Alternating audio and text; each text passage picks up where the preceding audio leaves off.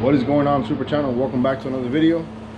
Today is the day we're actually going to be putting in the new harness that we've been waiting for.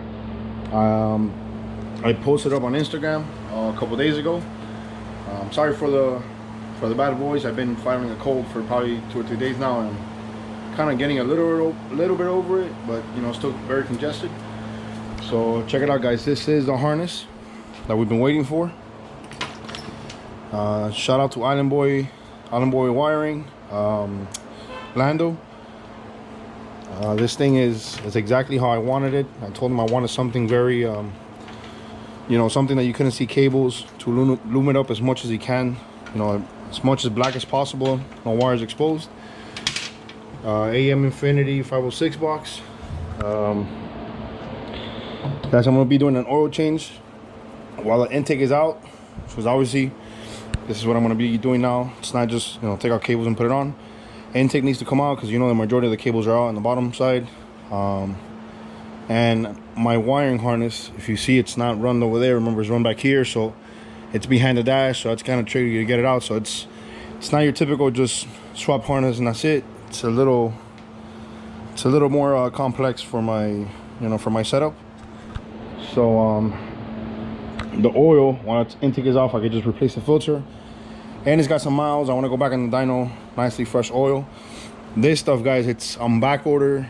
It's not in the shelves, not at Walmart. I looked probably 5 or 6 different places, and I ended up just buying it on Amazon for double the price. It was about 45 bucks per gallon, so I had to order that online. PTI gauge showed up. Very excited about that, putting that in there. Got 2 sets of plugs. I'm going to be changing on the plugs.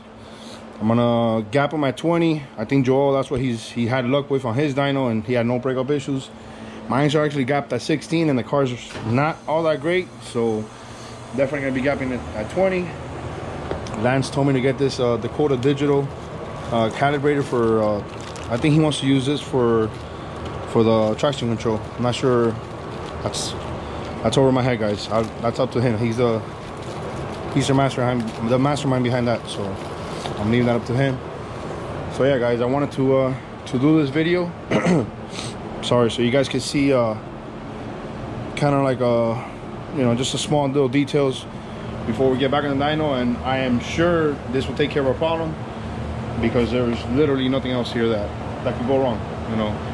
That's why I was gonna borrow Kevin's computer and try it in there, but then I needed a jumper harness, and it was a bigger AEM box, so that would kind of rule out if the harness was bad. So I said, man, just forget it. Let's just do harness and computer and just eliminate everything at once, because I'm tired of back and forth going down with dyno and spending money and spending people's time, to be honest.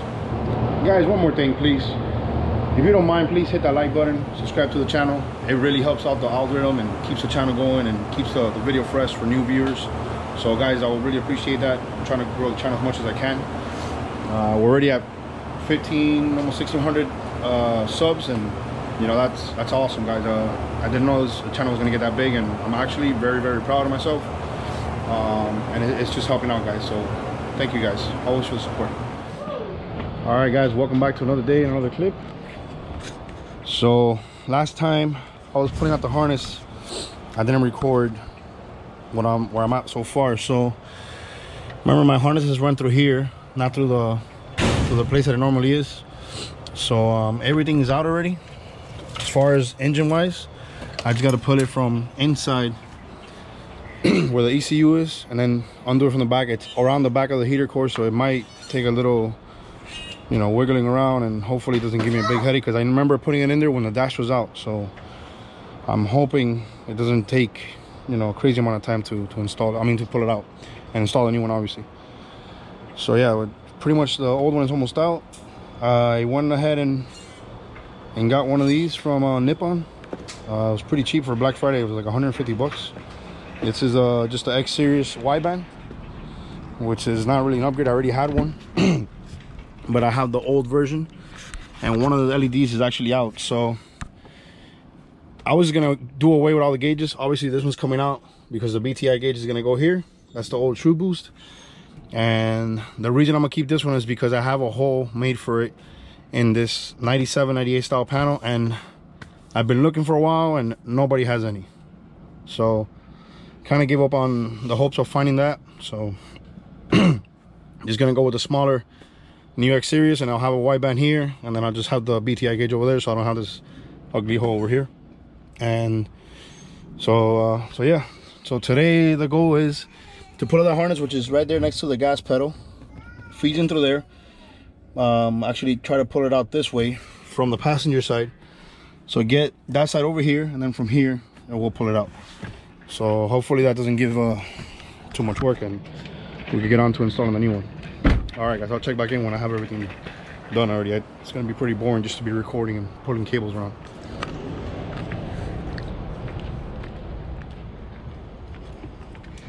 Is the new way to drive? What? No, man, I'm pulling out the freaking harness. You recording? No. Well, good. So everybody can see what comfort it is to be 6 foot tall and 250 something pounds working on the freaking Supra. You have scratches everywhere. Look at that. I've been trying. You look tired. Exhausting. Man, I just gotta get the cables to these little plastic ones. That whole thing there? Oh, this right here. That's the new one, or the This is the old one. the new ones are not like that, right? No, it's less. But I'm like on the last like thing, and it's, I gotta get it past those. Like, Look at this. Pero y esta monería, eso no lo pueden hacer los viejos. I know. Throw your back. Meaning you. ¿Qué what? Meaning you throw your back. Oye, What? deja que mañana te vea así cojeando con dolor de espalda. Bro, I can't. Un muscle spasm. I need both my hands in here. I can't fit them. Ah, you see, you need little people hands. But since I'm old, I can't help you. Sorry. All right, guys. So I wrapped up for the night. Wanted to give you guys a little update before. It's all dark outside, so can't see much. I'm here with the light on my phone. Harness is finally out. Remember, I rerouted my harness over here, so the harness is finally completely out. Look at the mess. Look at all the zip ties on the floor here. So this is all I had to take apart. Everything has to come out. So I'll tackle it a couple more hours tomorrow. All right, guys, this is the next day, the next clip. I know last night I recorded and it was very dark, but this is kind of everything that I had to take apart to run the harness. Remember, harness goes here on the passenger side. I blocked off the hole up there that it normally will come down through, so it feeds over here through the actual gas pedal. If you see through here, through the back of the steering with all the panels off, you can actually see the hole to the engine bay. So my harness feeds through there, around, you know, under the radio stuff, under the heater core, and then it feeds out this side back here, back into the factory position. So that's why it's kind of taking me a while, because last time I did it, obviously everything was out, heater core was out, so I just ran the cable first, you know, and then I put everything on top. So it was kind of wedged in between there, so I had to pull stuff out. I mean, it should be easier to put it on. I had the custom harness made a little longer. So everything should be fine. I just wanted to kind of give you guys, you know, like during the day, because I know at night you couldn't see anything with the darkness. So let's see here. Hey, Papa. Riding bike? So here's the engine bay, obviously with no cables anywhere. Looks a lot cleaner. Hey, Papi. Hold on, Papi. Hold on a second. Look at this fire. It's the Yeah, Papi. Hold on a second. What's that? It's the engine. No, it's a turbo. So this is where the harness typically goes in. You guys can see. And I'm gonna clean this up a little bit over here. I'm gonna go ahead and change the oil when I'm here, and just make everything a little easier. All right, so we're getting to the good part now. Passing the new harness to its new place. Look at this sound, man. Remember, it's not supposed to come here. This is all part of the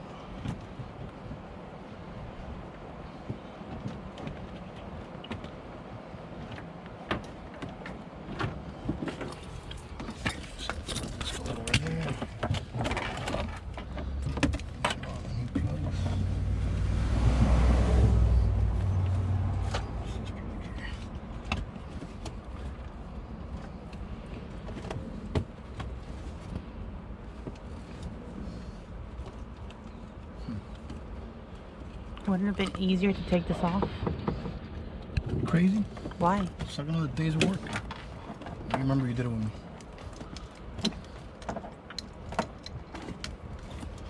Gotta clean it again.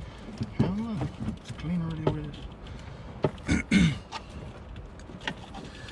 I gotta pass it behind. You're gonna the break the little clip on the plugs.